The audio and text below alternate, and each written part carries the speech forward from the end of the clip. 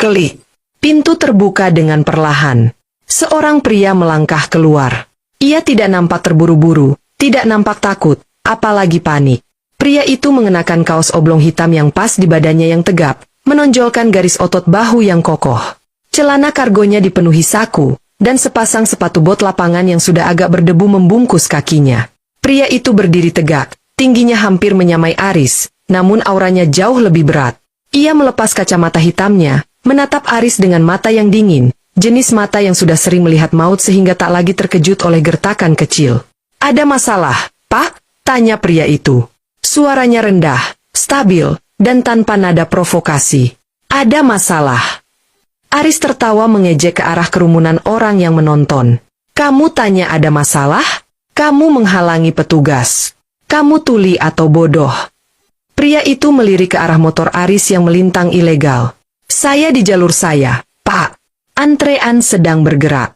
Jika Anda ingin lewat, ada prosedur prioritas, bukan dengan memaksa orang masuk ke parit." Jawaban yang logis itu justru menjadi bensin bagi kemarahan Aris. Di depan banyak orang, ia merasa dikuliahi oleh seorang warga sipil. "Oh, jadi kamu mau mengajari saya aturan jalan raya?" Aris melangkah maju, memperpendek jarak hingga napasnya yang berbau rokok terasa di wajah pria itu. "Di jalan ini, aturan itu adalah saya." Aris berdiri hanya satu jengkal dari wajah pria itu.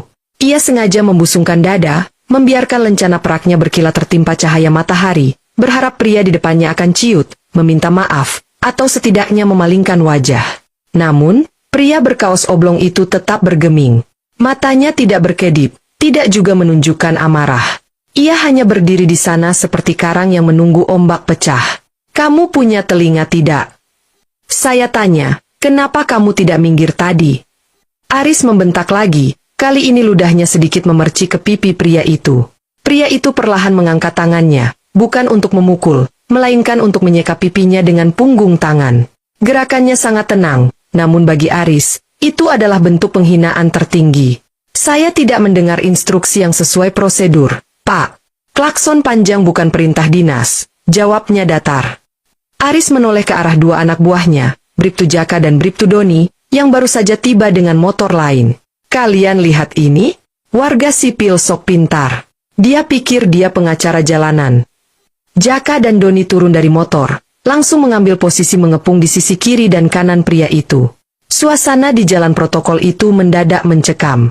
Para pengendara lain yang tadinya membunyikan klakson kini terdiam, lebih memilih menonton drama yang tampaknya akan berakhir buruk bagi si pengemudi SUV.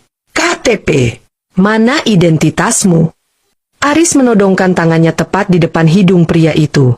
"Saya curiga kamu bawa barang terlarang. Mobil sebesar ini, gaya sok tenang, jangan-jangan kamu bandar atau pelarian." Tuduhan itu dilempar begitu saja tanpa bukti, murni untuk mempermalukan pria itu di depan umum. Pria itu menarik napas panjang. "Saya tidak membawa barang terlarang. Dan saya keberatan jika Anda menuduh tanpa dasar." "Keberatan? Kamu pikir saya peduli dengan keberatanmu?" Aris tertawa sinis, lalu dengan gerakan cepat, ia menggunakan tongkat komandonya untuk mendorong bahu pria itu hingga punggungnya menghantam pintu mobil. "Duh, di sini, saya yang bertanya, kamu yang menjawab. Mengerti?" Pria itu memejamkan mata sejenak, seolah sedang menghitung angka di dalam kepalanya untuk menahan sesuatu yang jauh lebih besar dari sekadar amarah. "Saran saya, Pak, cukup sampai di sini. Mari kita selesaikan dengan kepala dingin." "Kepala dingin? Saya akan buat kepalamu dingin di sel." Aris memberi kode pada kedua anak buahnya. "Geledah dia. Kalau melawan, sikat saja." Bribtu Jaka dan Bribtu Doni melangkah maju dengan gerakan yang terlatih untuk mengintimidasi. Mereka tidak lagi bersikap seperti pengatur lalu lintas, melainkan seperti algojo yang siap mencabik mangsanya. Jaka mencengkeram lengan kiri pria itu, sementara Doni berdiri di belakang, siap mengunci gerakan jika ada perlawanan.